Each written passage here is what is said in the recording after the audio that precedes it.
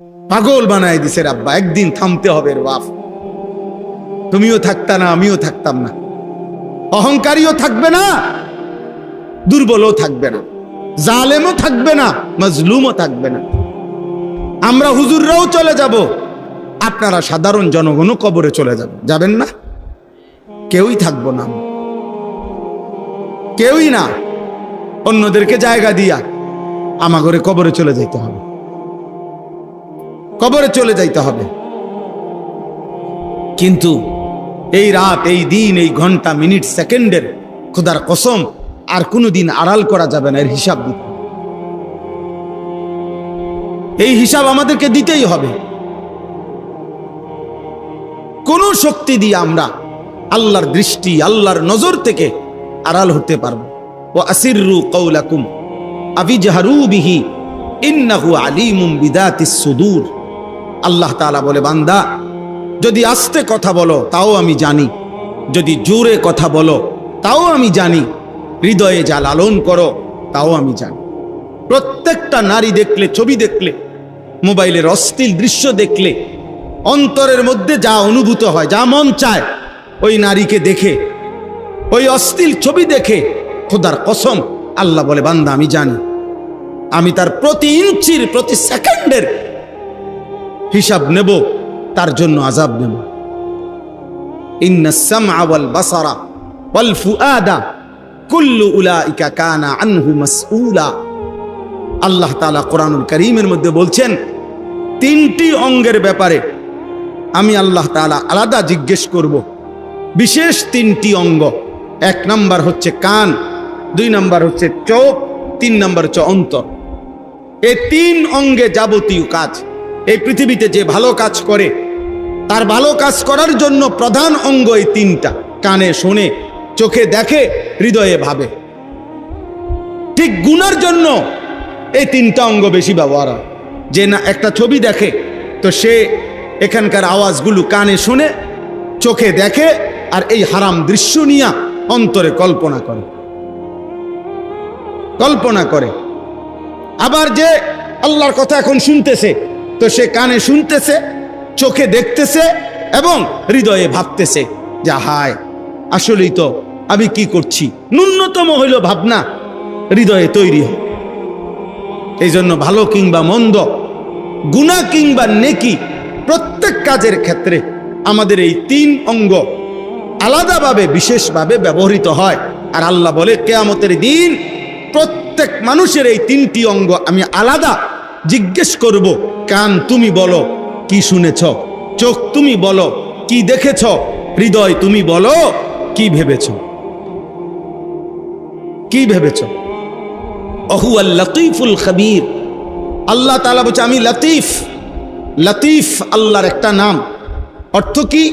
অর্থ হলো যেই কোনো কর্মের, যেই কোনো মন্দ কর্মই ধরেন, একটা গুনাহ করার পরে, একটা নারী দেখার পরে, একটা হারাম ছবি দেখার পরে, একটা অশ্লীল দৃশ্য দেখার পরে, একটা নিষিদ্ধ বস্তু দেখার পরে আমাদের সারা দেহের যত অঙ্গে সর্বশেষ যেই ফিলিংসটা হয়, অনুভূতিটা হয়, আল্লাহ তাআলা বলেন পৃথিবীর কোনো মেশিন ধরবে না, কিন্তু আমি আল্লাহ তা জানি। তোমার চামড়ার মধ্যে কি অনুভূতি হয়েছে, চামড়ার ভিতরে গোশতে কি হয়েছে অনুভূতি, গোশতের ভিতরে হাড্ডির মধ্যে কি অনুভূতি হয়েছে, হাড্ডির ভিতরের অস্থি মজ্জা রগ রেশার ভিতরে এই গুনার কারণে, নারীর কারণে, ছবির কারণে যা অনুভূতি হয়েছে আমি আল্লাহ তাও আলাদা আলাদা করে জানি। আলাদা আলাদা করে হিসাব তোমার সামনে কিয়ামতে আমি পেশ করব। আমি তোমারে দেখাই দেব বান্দা। ভাত খাওয়াই দেখে মনে করো বিরাট কিছু না, খানা আমি কুত্তারেও খাওয়াই। ঘুম পাড়াই দেখে মনে করো না আমি বিরাট কিছু দিয়ে রাখছি না, ঘুম আমি কুত্তার চোখেও দেই। পেশাব পায়খানা করো দেখে মনে করো দুনিয়া ভোগ করছো, না না, দুনিয়া তো আমি জানোয়ারকেও ভোগ করতে দেই। দুনিয়া কাউকে ভোগ করতে দিলে তো কিছু না, তেমন কিছু না। আল্লাহ তাআলা এই জমিন আমাদেরকে, আমাদের জন্য দিয়েছেন, তিনি দিয়েছেন, আল্লাহ তাআলাই দিয়েছেন। পুরা কায়নাতের যেদিকে তাকাও আল্লাহ বলছে, বান্দা দেখো, তুমি আমার সৃষ্টির চারদিকে দেখো, দেখো কোনোটা ভিন্ন কারো আছে কিনা। আবার এটাও দেখো কোনোটার মধ্যে কোনো অসঙ্গতি, কোনো ফাটল, কোনো ত্রুটি, কোনো খুঁত দেখো কিনা। ফারজিল বাসার হাল তারা মিন ফুতুর। তুমি দেখো না বান্দা, আমি আল্লাহর একটা কুদরতের মধ্যে, সাত আসমান ও জমিনের কোনো কিছুর মধ্যে তুমি কোনো অসামঞ্জস্য দেখবেন। সব পরিকল্পিত, সব কিছু হিসাব। কথার কথা এমনে এমনে না, না এমনে এমনে কিছু না। ওমা কুন্না আনিল খালকি গাফিলিন। আল্লাহ তাআলা বলেন, আমি আমার একটি সৃষ্টির ব্যাপারেও গাফিল নই। আমার একটা পাতা আমি জানি। আলা ইয়ালামু মান খালাক।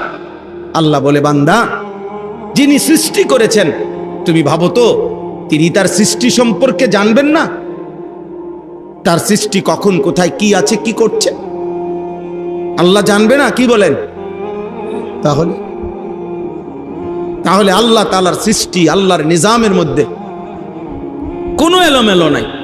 ওয়ালান তাজিদা লিসুন্নাতিল্লাহি তাবদীলা। এত বেশি পরিমাণ ছেলে পেলে তোমরা, চারিদিকে এই অবস্থা। আহা, দেশকে দেশ, মহল্লাকে মহল্লা, মুসলিম কিশোর সমাজ, ছেলে সমাজ, যুবক সমাজ 5 ওয়াক্ত নামাজের সময় মসজিদের ডানে বামে আশেপাশে রাস্তায় ঘুরতেছে। কে মা, কে বাবা, কে দাদা, কে দাদা দাদি, কেউ কি তারে আল্লাহর কথা চিনায় নাই? কেউ কি তারে আল্লাহর কথা বলে নাই? তার কপালে কি কোনোদিন একটা সেজদা জুটবে না? মুসলমানের ঘরে ঘুমায় 365 দিনে, খোদার 1 বছরে এমন বদনসিব মুসলমানের সন্তান আছে যাদের বাবা মা জীবিত, কিন্তু এই নাফরমানের, এই হাইওয়ানের কপালে কোনোদিন বছরে একদিনও ফজরের নামাজের সেজদা জোটে না। আহা, মা কোথায়, বাবা কোথায়? কে অভিভাবক? কে সৃষ্টি করলেন? কে ঘুম দিলেন? কে ঘুম থেকে জাগাইলেন? কে সুস্থ রাখলেন? কে রিজিক দিলেন? কে খাদ্য দিলেন? কে খাবারের লোকমা দিলেন? একটা একটা নিঃশ্বাস দিলেন। ও ছোট ভাই, ছোট ভাই, এন থেকে বাইরো। আব্বা, তোমার মতো 2টা বেয়াদব না বসলেই ভালো। বাবা ওঠো, ওঠো আব্বা, ওঠো, যাও এন থেকে, যাও না বাবা, এন থেকে চলে যাও, যাও আব্বা যাও। বাইরে গিয়া মোবাইল, কোনো গরু ছাগল দেখো কিনা ওইটা উঠাও। যাও আব্বা, কোনো ছাগল উঠাও গিয়া।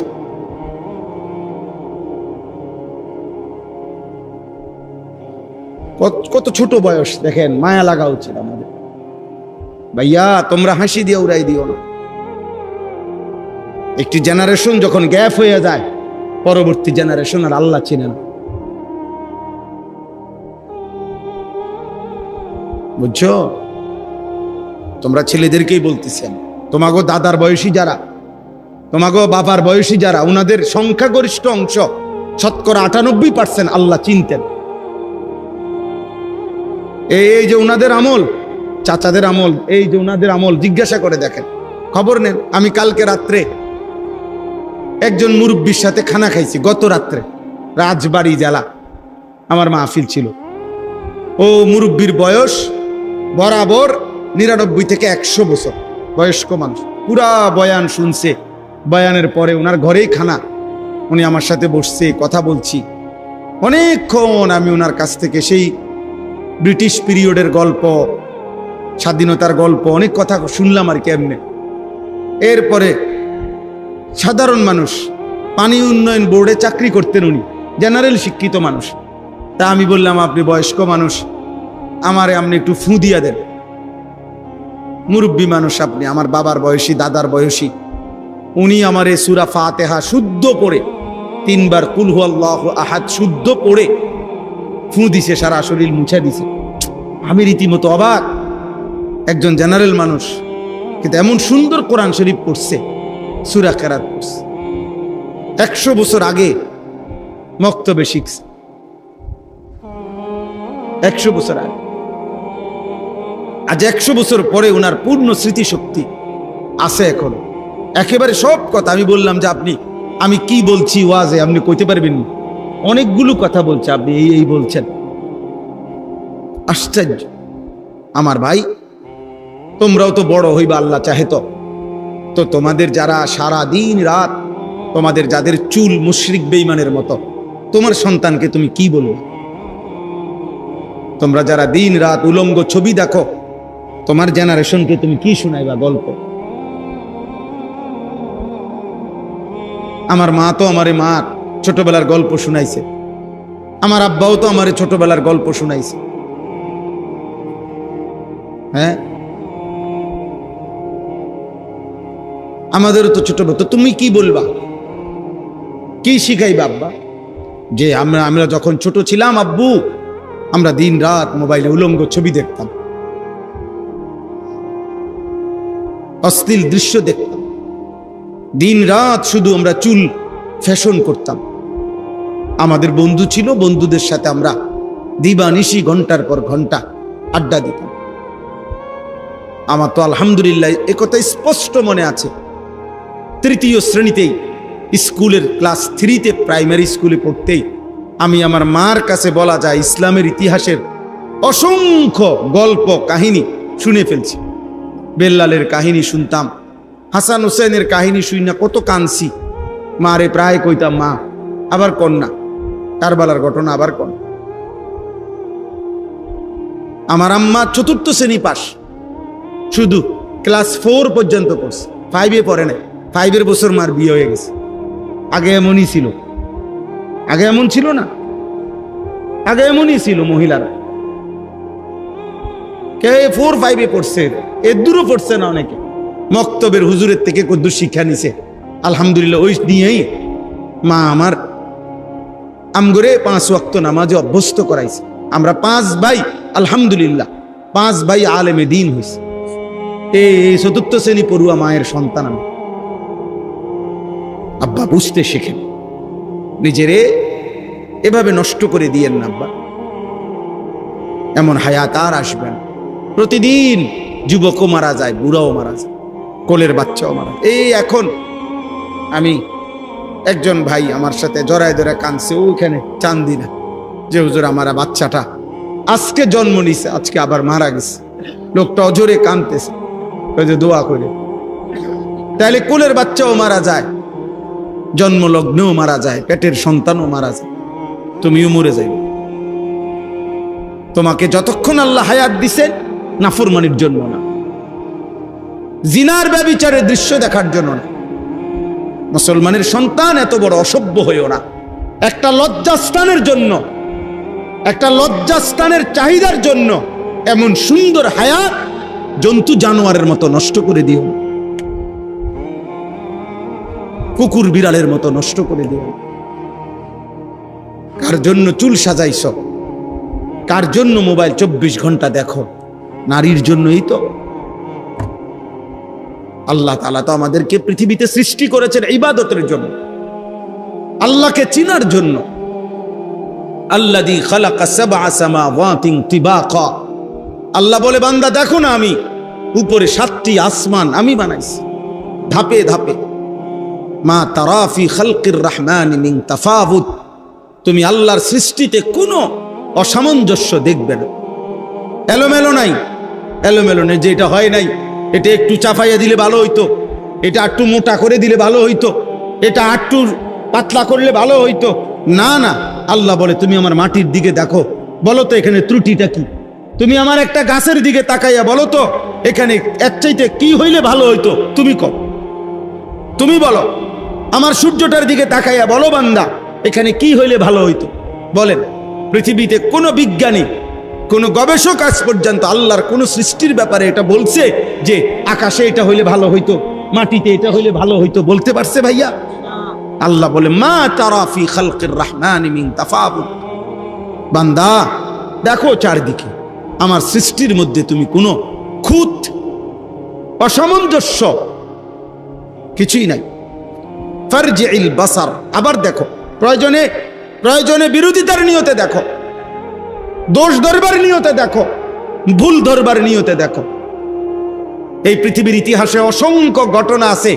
এই কোরআন, আল্লাহর এই জমিনের মধ্যে অসংখ্য বেঈমান কোরআনের ভুল ধরার নিয়তে, ত্রুটি ধরার নিয়তে পড়তে গিয়ে বারবার এমন হাজারো বেঈমান কালেমা পড়ে মুসলমান হয়ে গেছে। সুবহানাল্লাহ।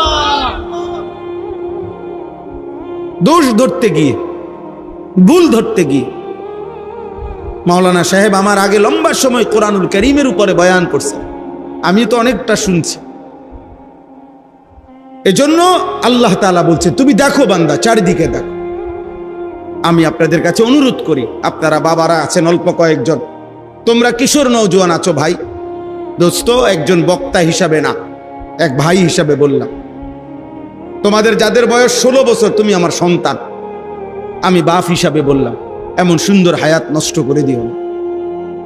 16 বছরের সাহাবী যুদ্ধের সেনাপতি ছিলেন, 16 বছরের মুসলিম যোদ্ধা ছিল, 17 বছরের মুসলিম মুহাম্মদ ইবনে কাসেম রাহমাতুল্লাহ আলাই, ওনার বরকতে এই ভারতীয় উপমহাদেশে ইসলাম, এই গোটা ভারতীয় উপমহাদেশ, আজকের এই ভারত, পাকিস্তান, বাংলাদেশ, এই ভারতীয় উপমহাদেশের মধ্যে ইসলামের প্রথম পতাকা যিনি উড়াইছেন তিনি হচ্ছেন মুহাম্মদ ইবনে কাসেম রাহমাতুল্লাহ আলাই।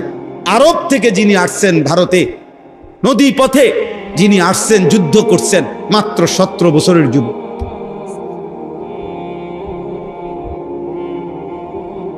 আর তোমরা দিন রাত কি চুল রাখছো, এগুলা কি করতেছো, কেন হাসতেছো, কেন মজাক করো? কেউ কাউরে ঠেলা দিও না, এই বেটা সাবধান, তোমার জন্য বলছি। তুমি আরেকজনকে আবার টিটকারি করো কেন? নিজের দিকে দেখো মিয়া, নিজের বেয়াদবির তো শেষ নাই, আরেকজনকে আবার তুমি মস্কারি করবা কেন? তুমি ভাবো মিয়া, তুমি মানুষ না পশু? ভাবো মিয়া, মানুষ হবা কোন দিন? ভাত খাইলে মানুষ হয় না, কয়টা টাকা রোজগার করলে উপার্জনকারী প্রাণী হয়। এই জন্য ইউরোপ বলে ম্যান ইজ ইকোনমিক্যাল অ্যানিম্যাল, মানুষ অর্থনৈতিক প্রাণী। মানুষ একটি প্রাণী যে টাকা উপার্জন করতে জানে শুধু। ইসলাম বলে মানুষ অর্থনৈতিক প্রাণী না, মানুষ আল্লাহ তাআলার সৃষ্টি, যাকে আল্লাহ ইবাদতের জন্য বানাইছে। দুনিয়া আল্লাহ এমনিই দিবেন আমাদেরকে। আল্লাহ তাআলা এখানে বলছেন হুয়াল্লাযী জাআলা লাকুমুল আরদা যালুলান। এই যে আয়াতগুলো আমি পড়ছি, আল্লাহ তাআলা বলতেছেন বান্দা শোনো, আমি আল্লাহ যিনি তোমাদের জন্য এই জমিনকে তোমাদের অধীন করে দিয়েছেন। তোমরাই দেখো বান্দা, পুরা জমিন আমার, আমি তোমাদের অধীনস্থ, ব্যবহারের উপযোগী, তোমাদের সমস্ত প্রয়োজন পূরণ। এই জমিনের মধ্য থেকে তোমাদের ফসল উঠবে, এই জমিনের মধ্য থেকে তোমাদের খাদ্য পণ্য উৎপন্ন হবে, এই জমিনের তলদেশ থেকে তোমাদের খনিজ সম্পদ উঠবে, এই জমিনের তলদেশে তোমাদের ভবন, দালান, ঘর, বিল্ডিং এর খুঁটি গাড়বে। আল্লাহ বলেন এই সব প্রয়োজন, এই জমিনের উপরে তোমরা হাঁটবে, এই জমিনের উপরে তোমরা স্বাভাবিকভাবে চলবে, এই জমিনের উপরে তোমরা দৌড়াবে। যত কিছু তোমাদের প্রয়োজন আমি আল্লাহ সব কিছুর উপযোগী করেই এই জমিন তোমাদের অধীন করেছি। এটারে পানি বানাই নাই, তাইলে আর এটা মাটি হইতো না। এটারে এমন নরম ফোমের মতো বানাই নাই, তাইলে তো নিচের দিকে পাও ডাইবেই যাইতো, স্থির হইয়া দাঁড়াইতে পারতা না।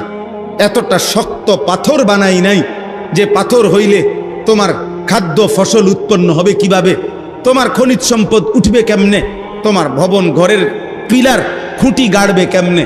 আল্লাহ তাআলা বলেন যা করলে, যেমনে দিলে তুমি হাঁটতে পারবা, চলতে পারবা, দৌড়তে পারবা, খাদ্য ফসল উৎপন্ন করাইতে রোপণ বপন করতে পারবা, তোমার ভবন ঘরের খুঁটি গাড়বা, এই সব কিছুর উপযোগী করেই আমি আল্লাহ জমিন তোমার জন্য দিলাম।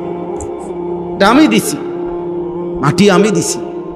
আহা দুর্ভাগ্য ভাইয়া, দুর্ভাগ্য রে, তোদের কপালে দুর্ভাগ্য যারা আল্লাহ চিনলা না, সেজদা চিনলা না, নামাজ চিনলা না।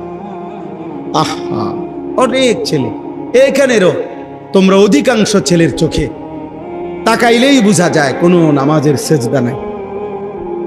কতদিন হয় 5 ওয়াক্ত নামাজ পড়ো নাই, কিংবা বুঝ হওয়ার পরে জীবনে কোনোদিন পড়ছো কিনা 5 ওয়াক্ত নামাজ। আহারে বদনসিব রে, কে তোকে ভাত খাওয়াইলো, কে তোকে ঘুম পাড়াইলো, কে তোকে ভোর থেকে জাগাইলো প্রতিদিন। অনেক ছেলে আমি তো দেখলেই বুঝি, বেনামাজির চেহারা তো অসভ্য চেহারা, বেনামাজি তো বেয়াদব। আসমানের নিচে জমিনের উপরে এর চাইতে বড় কোনো বেয়াদব হইতে পারে? সর্বোচ্চ, পৃথিবীর সর্বোৎকৃষ্ট, সবচেয়ে শ্রেষ্ঠ বেয়াদব বেনামাজ। এমন রাখি, মানুষ কথার দ্বারা অন্য কোনো বেয়াদব এত বড় বেয়াদব না। কারণ যে সেজদা দেয় না সে মূলত কাকে সেজদা দেয় না আপনি কি খামখেয়ালি মনে?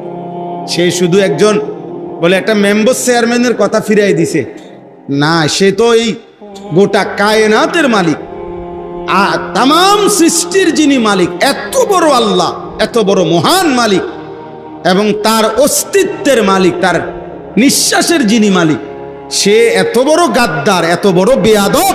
এই বেয়াদব এত বড় মালিক রে কিছুই মনে করে না। এটা কি ছোটখাটো বেয়াদব?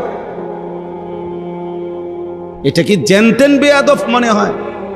তো নিকৃষ্ট বেয়াদব। এই জন্য বেয়াদব বেনামাজির চাইতে আর কেউ হয়। এটা যদি আজকে বলতো যে মানে সাধারণ একজনে কইছে আমি এটা পাত্তা দিলাম না, এ তো আল্লাহর কথাকে পাত্তা দিচ্ছেন। যার হাতে তার জান, যার হাতে তার বেঁচে থাকা, যার হাতে তার সৃষ্টি, যার হাতে তার নিঃশ্বাস। অতএব প্রিয় ভাই, একজনেরও যদি বিবেক থাকে তুমি ঘুরে দাঁড়াও। বন্ধুদের দিকে তাকাইয়া পারতা না। শয়তান বন্ধুরা দুষ্ট সমবয়সী ভালো হতে দেয় না, নষ্ট করে দেয়। আমার আজীবনের অভিজ্ঞতা, আমার জিন্দিগি পোলাফান নিয়ে আমি জীবনটাই ফিকির করি সারাদিন রাত। এই কিশোর নওজোয়ান ছেলে পেলে তোমাকে চলাফেরা আমি দেখি, আমি তাকায় তাকায় অনেক সময় রাস্তাঘাটে চলতে ফিরতে দেখি ছেলে পেলে কি করে, কি করে। সমবয়সী বন্ধু ভালো হতে দিবে না। ও তোমার মোবাইলে টাকা নাই, ও তার মোবাইলে টাকা ঢুকাইয়া তোমার উলঙ্গ ছবি দেখা।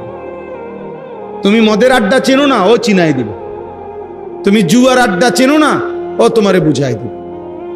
ও তুমি নর্তকী চেনো না, তোমারে ও জুয়ান জিনার আড্ডা, হারাম নারী, অসভ্য নারী, চরিত্রহীন নারী কোথায় আছে তোমারে সে খুঁজে দিবে। সমবয়সী ভালো হতে দেয় কম, নষ্ট করে দেয় বেশি। এটাই বাস্তবতা।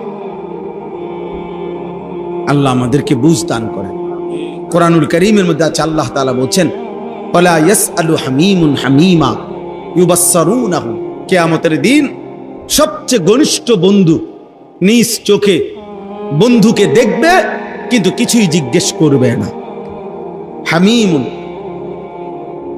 জিজ্ঞেস করবেন, কিছুই জিজ্ঞেস করবেন। আল্লাহ আমাদেরকে বুঝ দান করেন। তাইলে বলতেছিলাম, আল্লাহ তাআলা বলেন বান্দা এই জমিন আমি তোমাদেরকে দিয়েছি, অধীনস্থ করেছি, আমি জালুল, তোমাদের ব্যবহারের উপযোগী করেছি, তোমাদের ব্যবহারের উপযোগী করেছি, আমি তোমাদের অধীন করেছি। কোরআনুল কারীমের মধ্যে আছে ওয়াযাল্লালনাহা লাহুম। আল্লাহ বলেন চতুষ্পদ প্রাণী আমি তোমাদের অধীন করেছি। নাই তো গাধা, ঘোড়া, খচ্চর এগুলোর মধ্যে তোমরা চড়তে পারতা না, নয়তো গরু, ভেড়া, মহিষ তোমরা এগুলা জবাই করে খাইতে পারতে না। একটা মহিষ তার প্রচন্ড শক্তি, সে যদি বাস্তবিকে তার শক্তি দিয়া তোমার সাথে লড়াই করে তুমি তার লগে পারতা না। একটা 3 লাখ টাকার গরু, ষাঁড়, বলদ, তার প্রচন্ড শক্তি, সে যদি তার পূর্ণ শক্তি প্রয়োগ করে তোমার বাফের ক্ষমতাও নাই তারে শোয়াইবে।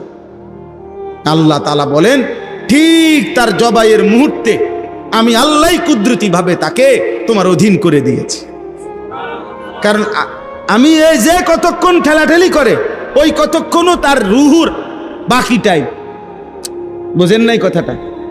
ওই মরবে মনে করেন, তার রুহু যাবে, জবাই হবে আর 2 মিনিট পরে, 3 মিনিট পরে। এই জন্য 3 মিনিট সে দস্তাদস্তি করে, এই জন্য 5 মিনিট সে দস্তাদস্তি করে।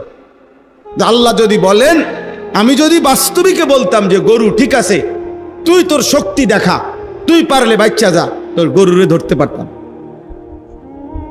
মহিষেরে ধরতে পারতাম। আল্লাহ বলেন আমি করেছি, আমি দিয়েছি। তোমরা আব্বা বুঝো, তোমরা ছোট না, তোমরা ফালতু জীবন না রে আব্বা। তোমার আব্বা হয়তো খেয়াল করে নাই, তোমার বাবা হয়তো বুঝে নাই, তোমার মা হয়তো বুঝে নাই, কিন্তু তাই বলে নিজেরে নিজে নষ্ট করে দিবা।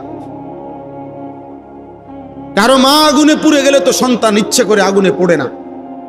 কারো বাবা অ্যাক্সিডেন্টে মরে গেলে তো সন্তান অ্যাক্সিডেন্ট করে নিজের জান দিয়ে দেয় না। এখানে তুমি কি বুঝো না যে ঠিক আছে আমি কষ্ট পাইছি, আব্বা মারা গেছেন, কিন্তু আমি তো বাঁচতে হবে। তাহলে এরমও যদি হয় যে আব্বা মা আমারে নামাজের কথা বলে নাই, এমনও যদি হয় আমার আব্বা মাই আল্লাহ চিনে না, নামাজ চিনে না, ঠিক আছে হইতে পারে, কিন্তু তারপরেও তো আমি নিজেকে নষ্ট করতে পারি না। তারপরেও তো হযরত ইব্রাহিম আলাইহিস সালামের আব্বা তো ছিলেন মূর্তি পূজক, কিন্তু মূর্তি পূজকের ঘরে তো তিনি নবী, তিনি তো নবী। হযরতে আসিয়া এই মহিলার স্বামী তো ছিল ফেরাউন। ফেরাউনের স্ত্রী হয়ে যদি তিনি মৃত্যু পর্যন্ত ঈমানদার হইতে পারেন, তাহলে পৃথিবীর বাকি মহিলাদের বাধা কোথায়? আমাদের সমাজের মহিলাদের বাধা কোথায়? একটা ঠুনকো যুক্তি দেখাই দিছে।